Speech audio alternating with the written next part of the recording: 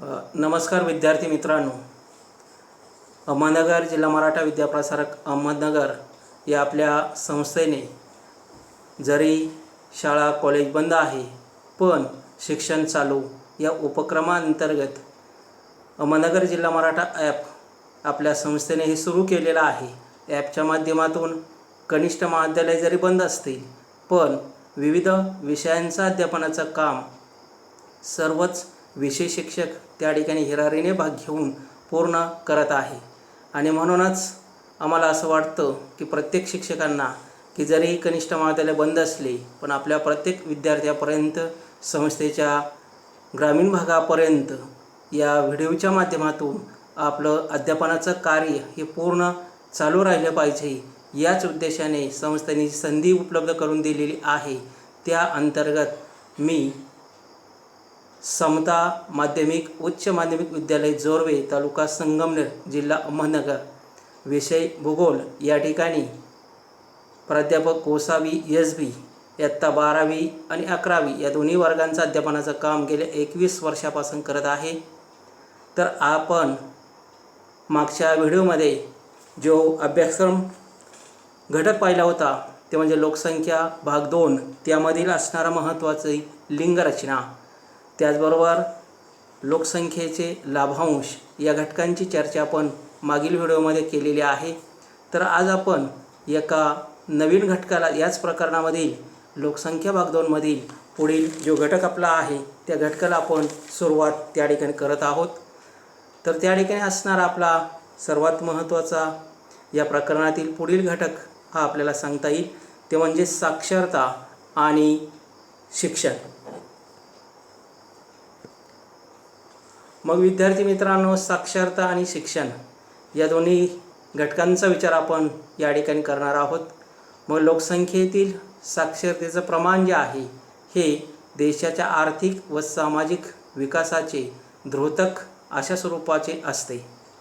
मग साक्षरता हे आर्थिक विकासाचं कारण आहे व परिणाम देखील आहे, म्हणजे दोन्ही घटक जे आहेत ते महत्त्वाचे असतात। कोणत्याही देशाचा आर्थिक विकास त्या ठिकाणी व्हायचा असेल तर साक्षरता ही महत्त्वाची आहे।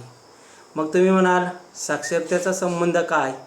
तर साक्षरतेचा संबंध हा सर्वात महत्त्वाचा असतो, कारण व्यक्तीचं राहणीमान, त्याचबरोबर स्त्रियांचा समाजातील दर्जा, उपलब्ध शैक्षणिक सुविधा आणि शासकीय धोरणं, तर या सर्व घटकांचा विचार करता त्या ठिकाणी साक्षरतेचा संबंध हा देशाच्या आर्थिक विकासासाठी महत्त्वाचा असतो।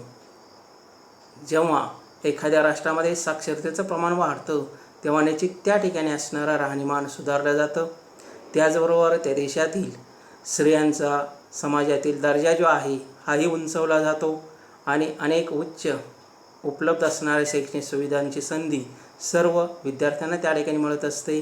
आणि म्हणून अशा देशामध्ये विविध प्रकारचे शासकीय धोरणं जे आहेत ते देखील अवलंबले जातात।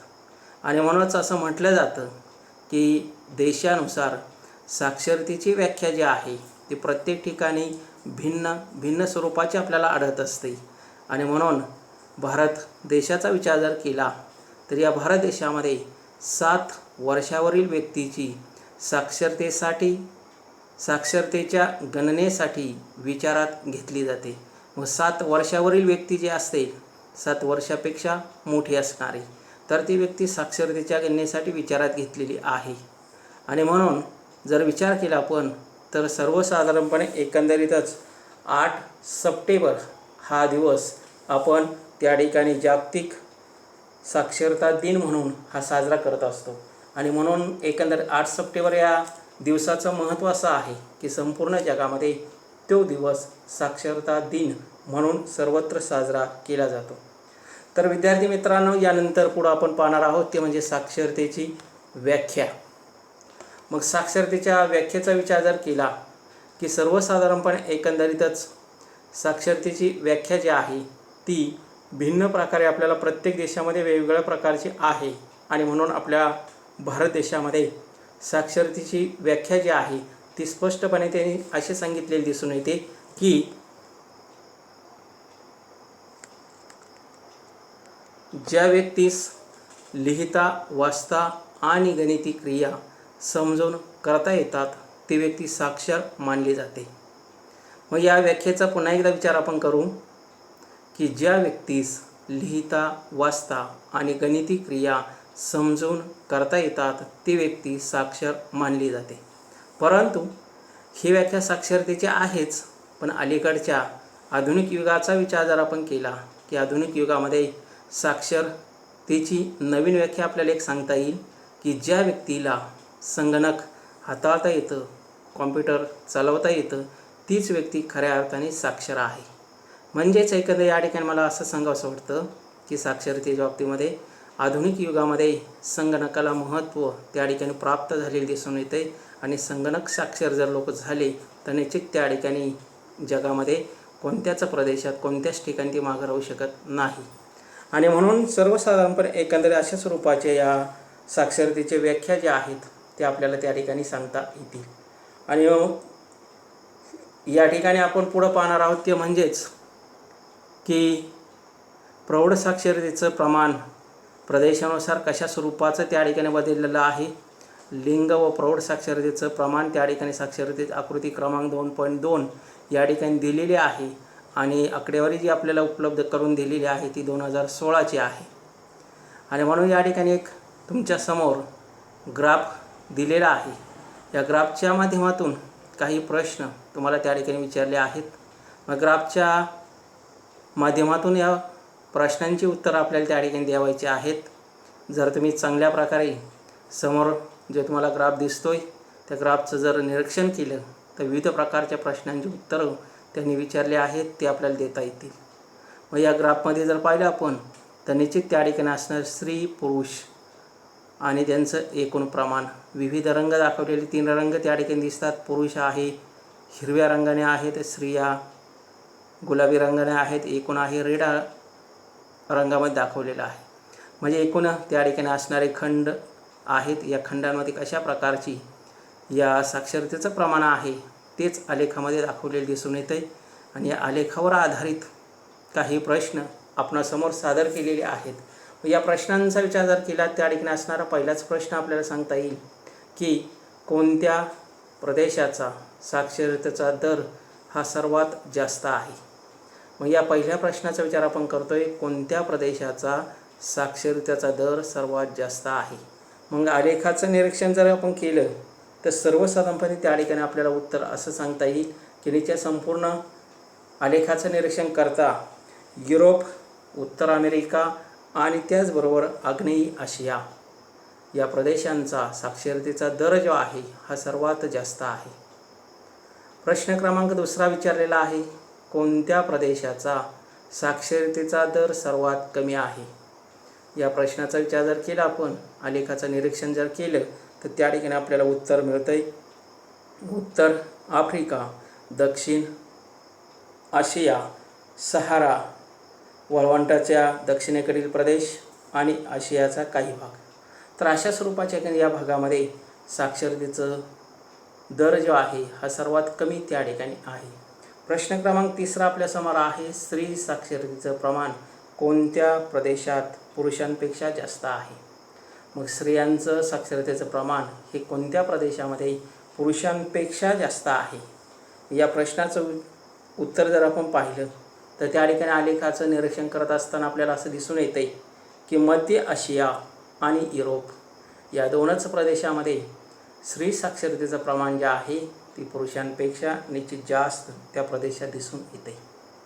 त्याचबरोबर त्या ठिकाणी असणारा शेवटचा प्रश्न आपल्याला एक सांगता येतोय की आलेखाबाबत तुमचे निष्कर्ष जे आहेत ते लिहा. म्हणजेच या ठिकाणी जर आलेखाचं निरीक्षण आपण केलं तर त्या ठिकाणी आपल्याला अनेक प्रकारचे निष्कर्ष जे आहेत हे सर्वसाधारणपणे त्या ठिकाणी सांगता येतील. पैकी स्त्री पुरुष साक्षरतेचं प्रमाण अभ्यासलं तर निश्चित त्या ठिकाणी स्त्री साक्षरतेचं प्रमाण जे आहे ते कमीच आपल्याला दिसून येते. फक्त 2 राष्ट्र जर सोडले तर त्या ठिकाणी स्त्री साक्षरतेचं प्रमाण हे कमी आहे. परंतु त्याचबरोबर सहारा वाळवंटाच्या पश्चिमेकडील भागाचा विचार जर केला तर या सहारा वाळवंटाच्या पश्चिमेकडील भागामध्ये एकंदरीतच साक्षरतेचं प्रमाण जे आहे ते खूप कमी त्या ठिकाणी आपल्याला दिसून येते. म्हणजे साक्षरतेच्या बाबतीमध्ये आलेखावरून तुम्हाला जे प्रश्न विचारले जातात बोर्ड परीक्षेला, की आलेख दिला जातो, त्यावर आधारित काही प्रश्न विचारले जातात. मग त्या प्रश्नांची उत्तरं लिहित असताना अशा स्वरूपाच्याच आकृत्या या परीक्षेमध्ये आपल्याला विचारल्या जातात. बोर्ड परीक्षेमध्ये त्याची उत्तरं अचूकपणे लिहिणं गरजेचं असतं.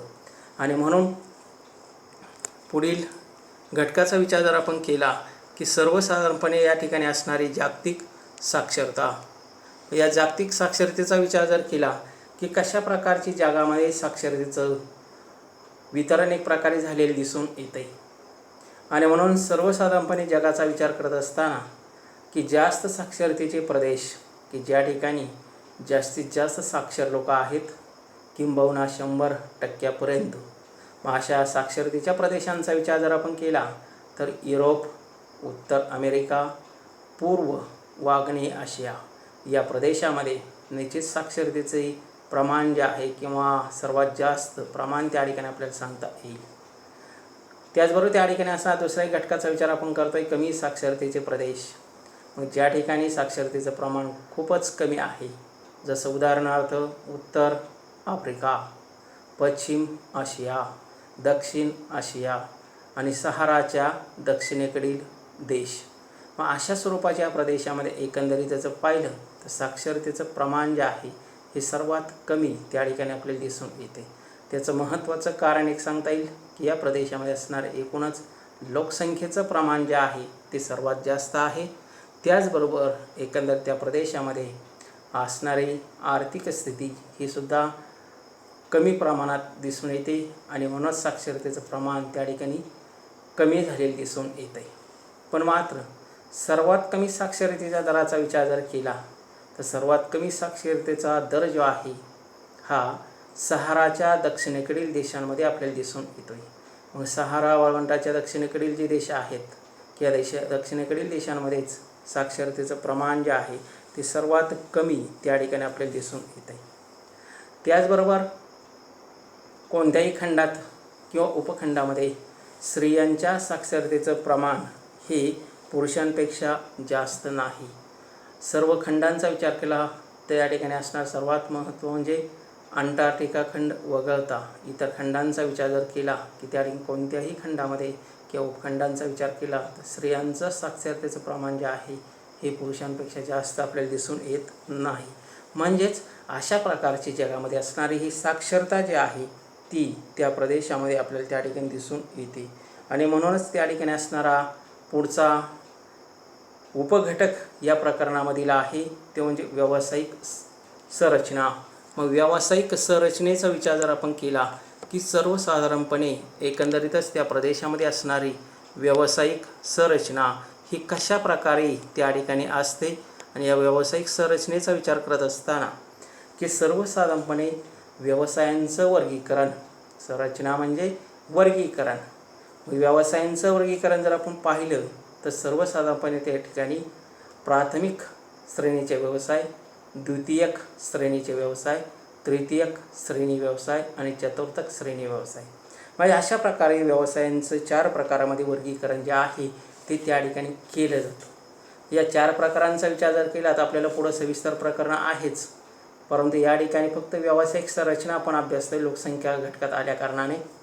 आणि म्हणून या ठिकाणी कार्यशील लोकसंख्येचा विचार जर केला की सर्वसाधारणपणे कार्यशील लोकसंख्या आपण पाहिलेली आहे पाठीमागं पण. मग कार्यशील लोकसंख्या कोणाला म्हटलं जातं तर जी 15 ते 59 वयोगटातील स्त्री आणि पुरुष जे असतात त्यांना कार्यशील लोकसंख्या म्हटलेलं आहे. कारण का तेच मोठ्या प्रमाणामध्ये त्या ठिकाणी काम करत असताना आपल्याला दिसून येतात, म्हणून त्यांना कार्यशील लोकसंख्या असं म्हणतात. आणि म्हणून या व्यवसायांचं वर्गीकरण करत असताना आपल्याला काही घटक त्या ठिकाणी स्पष्टपणे नमूद करता येतील की वरील व्यवसायामध्ये कार्यशील गटातील लोकसंख्येची टक्केवारी किती आहे यावरून देशाचे आर्थिक विकासाचा स्तर हा ठरवता येतो. मग कोणताही क्षय हा देश असेल तर त्या देशामध्ये कार्यशील गटातील लोकसंख्येची टक्केवारी किती आहे यावरूनच त्या देशाचा आर्थिक विकासाचा स्तर जो आहे हा ठरविला जातो. मग हा व्यवसायामधील लोकसंख्येचं प्रमाण जे आहे हे देशाच्या आर्थिक विकासाचं एक प्रकारचं सर्वसाधारणपणे मापदंडच त्या ठिकाणी मानला जातो. मग हा व्यवसाय म्हणजे प्राथमिक असेल, द्वितीयक असेल, तृतीयक असेल, चतुर्थक असेल, या व्यवसायांमधील लोकसंख्येचं प्रमाण हे देशाच्या विकासाचं मापदंड जे आहे ते ठरवलं जातं. म्हणजे सर्वसाधारणपणे विचार केला की तृतीयक आणि चतुर्थक श्रेणीतील व्यवसाय असणारे जे लोक आहेत, ज्या देशात वास्तव्य करतात, ते देश जे आहे आर्थिकदृष्ट्या विकसित अशा स्वरूपाचे असतात. म्हणजेच विकासाचा मापदंड, आर्थिक विकासाचा मापदंड त्याला म्हटलं जातं. त्याचबरोबर त्या ठिकाणी विकसित राष्ट्रांमध्ये औद्योगिक व पायाभूत सुविधा उपलब्ध असल्यास त्या प्रदेशामध्ये देशातील कार्यशील लोकसंख्या जी आहे ही नेहमी द्वितीयक, तृतीयक आणि चतुर्थक व्यवसायांमध्येच गुंतलेली आपल्याला दिसून येते. कारण का, तर या ठिकाणी औद्योगिक आणि पायाभूत सुविधा उपलब्ध आहेत, विकसित राष्ट्र आहेत आणि विकसित राष्ट्र असल्या कारणाने अशा राष्ट्रांमध्ये द्वितीयक, तृतीयक आणि चतुर्थक व्यवसायांमध्येच लोकांचं प्राबल्य जे आहे किंवा लोकसंख्या जी आहे ती सर्वात जास्तीत जास्त आपल्याला दिसून येते. पण ज्या देशामध्ये किंवा ज्या देशाची अर्थव्यवस्था ही कृषीप्रधान आहे आणि कृषीप्रधान अर्थव्यवस्था असणाऱ्या देशांचा विचार जर केला की तेथील कार्यशील लोकसंख्या जी आहे प्राथमिक व्यवसायात जर गुंतलेली असेल, तर सर्वसाधारणपणे एखाद्या त्या ठिकाणी कृषी अर्थव्यवस्था असणाऱ्या किंवा अर्थव्यवस्था असणाऱ्या देशांचा विचार केला की त्या देशामध्ये प्राथमिक श्रेणीचे व्यवसाय करणाऱ्या लोकांचंच प्रमाण हे सर्वात जास्त आपल्याला त्या ठिकाणी दिसून येते. आणि म्हणून सर्वसाधारणपणे एकंदरीत या व्यवसाय रचनेचे जे 4 प्रकार आपण अभ्यासलेले होते त्यापैकीच एक चार्ट मी तुमच्यासमोर शेअर करतो. आता त्या ठिकाणी असणारी भारताची व्यावसायिक संरचना ही सन 2001 ते 2000 विचार करत असताना आकृती तक्ता क्रमांक 2.3 आपणासमोर या ठिकाणी प्रेझेंट केलेला आहे, सादर केलेला आहे. भारताची व्यावसायिक संरचना सन 1901 ते 2011 म्हणजेच 1901, 1951, 1961, 1971, 1981, 1991, 2001 व 2011 अशी वर्ष त्या ठिकाणी घेतलेले आहेत. आणि त्याचबरोबर जर या ठिकाणी असणारे प्राथमिक सेवा क्षेत्र आहे, मग प्राथमिक सेवा क्षेत्रामध्ये असणारे कोणकोणते व्यवसाय असतात, तर त्या ठिकाणी शेती, शेतमजूर, पशुधन, त्याचबरोबर वनसंकलन, मासेमारी इत्यादी आणि खाणकाम हे महत्त्वाचे व्यवसाय जे आहेत त्या ठिकाणी असतात. त्याबरोबर आकडा आहे द्वितीयक सेवा क्षेत्र, मग त्या ठिकाणी उद्योगधंदे, बांधकाम हे द्वितीयक सेवा क्षेत्र आहे. ई आकडा आहे तृतीयक सेवा क्षेत्र, त्यामध्ये व्यापार, वाणिज्य, वाहतूक, साठवण आणि दळणवळण, त्याचबरोबर इतर सेवा हे महत्त्वाचे 3 सेवा आपल्याला या ठिकाणी दिलेल्या प्राथमिक, द्वितीयक आणि तृतीयक. त्याचबरोबर वर्ष दिलेले 1901 ते 2011. मग या दरम्यान कशा प्रकारे या व्यवसायांची श्रेणी रचना जी आहे त्या ठिकाणी झालेली दिसून येते, त्यावर आधारित या चार्टवर काही प्रश्न तुमच्यासमोर मी सादर करत आहे. या प्रश्नांचा विचार जर केला आपण तर आलेखाचं या दिलेल्या तक्त्याचं निरीक्षण करून आपल्याला प्रश्नांची उत्तरंसुद्धा त्या ठिकाणी देता येतील. आणि म्हणून या तक्त्याचं काळजीपूर्वक जर वाचन केलं किंवा निरीक्षण केलं तर सहज सोपे असे प्रश्न आहे, त्याचं उत्तर सर्वांना तुम्हाला देता येईल. आणि म्हणून या ठिकाणी पहिलाच प्रश्न त्यांनी विचारलेला आहे, समोरील तक्ता काय दर्शवतो. मग समोरील तक्त्याचा विचार केला त्या ठिकाणी कोणताही तक्ता असेल, चार्ट असेल तर त्याला नाव असतंच. मग समोरील तक्ता काय दर्शवतो, तर त्या ठिकाणी असणारा भारताची व्यावसायिक संरचना हा समोरचा तक्ता आपल्याला दर्शवतोय. म्हणजे उत्तर काय आहे, भारताची व्यावसायिक संरचना दर्शवतो. त्याचबरोबर क्रमांक 2 दुसरा एक महत्त्वाचा प्रश्न त्यांनी विचारलेला आहे, सर्वात जास्त कार्यशील लोकसंख्या कोणत्या व्यवसायात गुंतलेली आहे व कोणत्या वर्षी.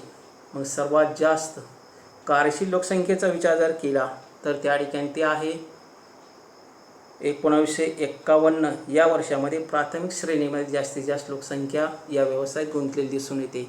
बघा जर तुम्ही निरीक्षण केलं तर 1951 हे वर्ष असं आहे की त्या ठिकाणी जास्तीत जास्त लोकसंख्या या प्राथमिक श्रेणीची या व्यवसायामध्ये गुंतलेली दिसून येते.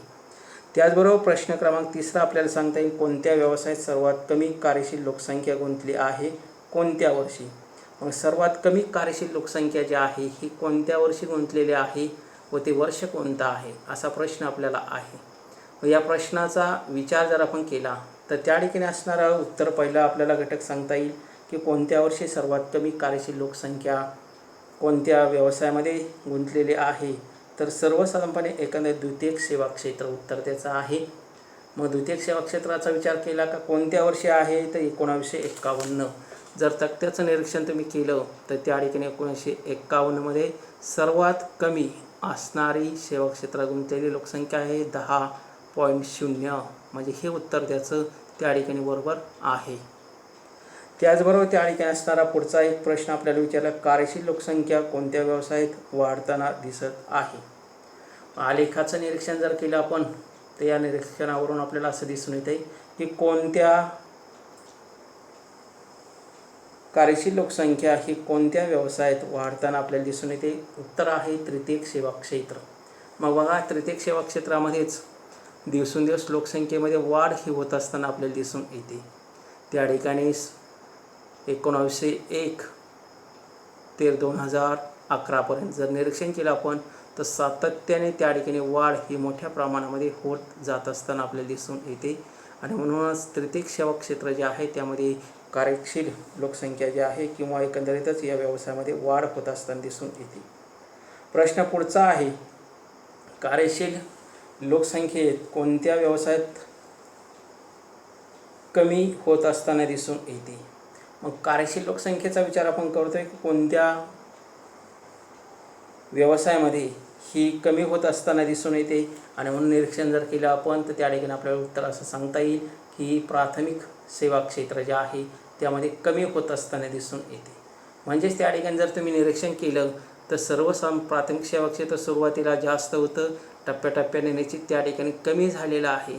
आणि सर्वात शेवटी विचार केला 2011ला तर 48.96 इतकं ते कमी झालेलं आहे. म्हणजे शेवटचा अंक आपल्याला असा दिसतोय. आणि म्हणून यावरून ते उत्तर आहे प्राथमिक सेवा क्षेत्र. त्याचबरोबर त्या ठिकाणी पुढचा एक प्रश्न आपल्याला विचारायचा, स्तंभालेखाची तुलना करून तुमचे निष्कर्ष एका परिच्छेदात लिहा. तर सर्वसाधारण त्या ठिकाणी एक स्तंभालेख जर काढला आपण आणि त्याचं निरीक्षण जर केलं तर निरीक्षणांती एकच दिसून येते की आपल्याला प्राथमिक, द्वितीयक आणि तृतीयक श्रेणीमध्ये कसा बदल हा टप्प्याटप्प्याने होतोय ते स्पष्टपणे त्या ठिकाणी आपल्याला दिसून येते. आणि हाच बदल त्या ठिकाणी महत्त्वाचा अशा स्वरूपाचा मानला जातो. त्याचबरोबर विद्यार्थी मित्रांनो, या ठिकाणी असणारा पुढचा आपला घटक आहे ते म्हणजेच लोकसंख्येचे ग्रामीण आणि शहरी रचना. मग ग्रामीण आणि शहरी रचनेचा विचार जर केला की सर्वसाधारणपणे लोकसंख्येचं वास्तव्य जे आहे हे ठिकाणावरूनच त्या ठिकाणी ठरत असतं की लोकसंख्या कोणत्या भागात राहते, लोकांचं वास्तव्य कोणत्या ठिकाणी आहे. मग यावरूनच हे जे दोन मुख्य प्रकार पडतात ते म्हणजे ग्रामीण आणि शहरी हे दोन वर्ग महत्त्वाचे मानले जातात. मग शहरी भागामध्ये राहणाऱ्या लोकांचं प्रमाण, ग्रामीण भागामध्ये राहणाऱ्या लोकांचं प्रमाण हे विविध घटकांवरून ठरत असतं. आणि म्हणून सर्वसाधारणपणे एकंदरीत लोकसंख्येच्या वास्तव्याच्या ठिकाणावरून ग्रामीण व शहरी हे दोन मुख्य प्रकार त्या ठिकाणी आपल्याला सांगता येतील. मग दोन्ही लोकसंख्येचे राहणीमान, व्यवसाय, सामाजिक रचना इत्यादी वेगवेगळे असल्यानेच हे वर्गीकरण सहज आपल्याला त्या ठिकाणी करता येते. मग बऱ्याच ठिकाणी ग्रामीण भागातील राहणीमान आणि शहरी भागातील राहणीमान हे खूप फरक आपल्या लक्षात येतोय की त्या ठिकाणी व्यवसाय रचनेचा विचार केला त्यामध्ये फरक आहे, सामाजिक रचनेचा विचार केला त्यामध्ये सुद्धा फरक आहे. आणि म्हणून वेगळेपणा त्या ठिकाणी तिन्ही घटकांमध्ये दिसून येतो. राहणीमान असेल, व्यवसाय, सामाजिक रचना या तिन्ही घटकांमध्ये हा वेगळेपणा स्पष्टपणे आपल्याला त्या ठिकाणी दिसून येतो. तसंच ग्रामीण आणि शहरी भागातील लोकसंख्येचे वय, व्यावसायिक संरचना, लिंग गुणोत्तर, लोकसंख्येची घनता आणि विकासाचा स्तर यातसुद्धा तफावत त्या ठिकाणी आपल्याला दिसून येते. मग कोणत्याही भागाचा विचार करत असताना का सर्वसाधारणपणे एकंदरीतच ग्रामीण आणि शहरी भागामध्ये लोकसंख्येचे वय जे आहे हे सारखं त्या ठिकाणी असेल असं नाही. त्याचबरोबर व्यावसायिक संरचना जी आहे ती भिन्न स्वरूपाची असते. ग्रामीण भागामध्ये प्राथमिक श्रेणीचे व्यवसाय असतात तर नागरी भागामध्ये द्वितीयक, तृतीयक आणि चतुर्थक श्रेणीचे व्यवसाय आपल्याला जास्तीत जास्त दिसून येतं. त्याच लिंग गुणोत्तरामध्ये तफावत ही मोठ्या स्वरूपाची असते. ग्रामीण भागामध्ये देखील आणि नागरी भागामध्ये लिंग गुणोत्तरात तफावत दिसून येते. तसंच लोकसंख्येच्या घनतेचा विचार जर केला तर घनतेतसुद्धा फरक हा दिसून येतो आहे. ग्रामीण भागामध्ये लोकसंख्येची घनता पूर्वी जास्त होती, आज कमी झालेली आहे. शहरी भागामध्ये आज मात्र लोकसंख्येची घनता जास्त दिसून येते. म्हणजेच त्या ठिकाणी विकासाच्या स्तराचा विचार जर केला तर त्या ठिकाणी ग्रामीण भागाचा झालेला विकास हा कमी आहे. नागरी भागाचा झालेला शहरी भागाचा झालेला विकास जो आहे जास्त आहे. म्हणजे विकासाच्या स्तर जे आहे यातसुद्धा तफावत ही मोठ्या प्रमाणात आपल्याला दिसून येते.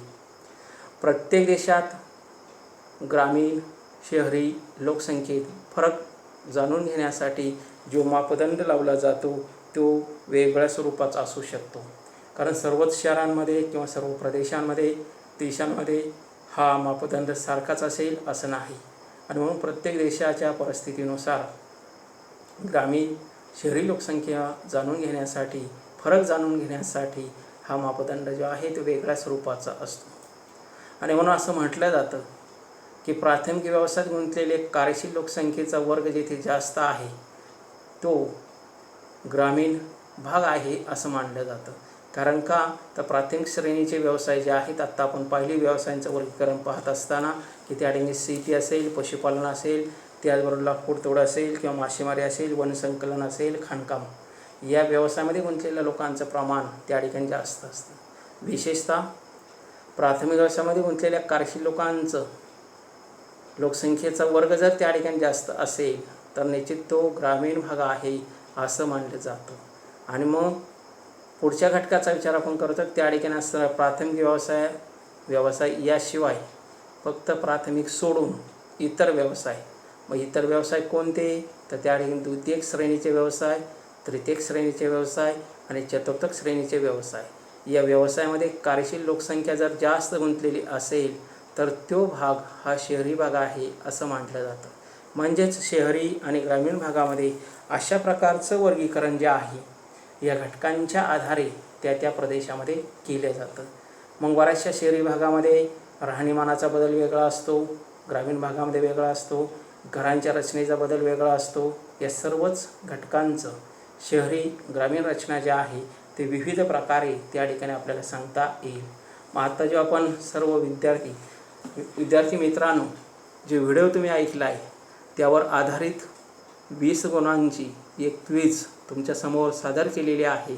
त्या क्विज या व्हिडिओ जर तुम्हाला आवडला असेल किंवा ऐकला व्यवस्थित असेल तर त्या क्विजच्या प्रश्नांची उत्तरं सविस्तर योग्य प्रकारे द्यायची आहेत. आणि ते उत्तरं दिल्यानंतर तो फॉर्म सबमिट करायचा आहे संस्थेमध्ये. आणि सबमिट झाल्यानंतर त्याची नोंद संस्थेत होईल. आणि त्याचबरोबर तुमचा जो उत्तराचा स्कोअर तक्ता येईल त्या स्कोअर तक्त्याचा स्क्रीनशॉट घ्यायचा आहे आणि तो निश्चितच त्या ठिकाणी तुमच्या विषय शिक्षकांना पाठवायचा आहे. म्हणजे त्याची नोंद त्या विषय शिक्षकांकडे देखील होईल. संस्थेत तर नोंद होतेच, पण आपले जे विषय शिक्षक आहे त्यांच्याकडे देखील त्याची नोंद होणं गरजेचं आहे. तर या ठिकाणी आजचा हा घटक आपला संपलेला आहे. उर्वरित घटक जो आहे पुढील तर त्या ठिकाणी पुढच्या घटकाचा विचार जर केला आपण की स्थलांतर हा घटक आहे. मग या स्थलांतर या घटकाची चर्चा पुढील व्हिडिओमध्ये आपण करणार आहोत. तर आज याच ठिकाणी थांबूया. धन्यवाद.